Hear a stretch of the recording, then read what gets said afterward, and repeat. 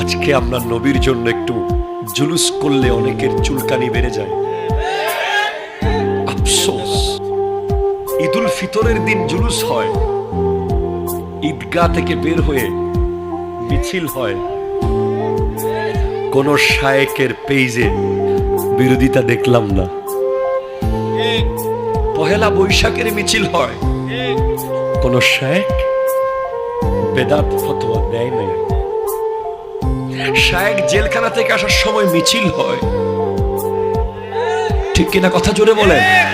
কোরআন প্রতিযোগিতায় ফার্স্ট হয়ে কারি সাহেব বাংলাদেশে শাহজালাল ইন্টারন্যাশনাল এয়ারপোর্ট থেকে আসার সময় মিছিল হয়। আর আমার নবীর জুলুস করলে বেদাতের ফতোয়া চলে আসে।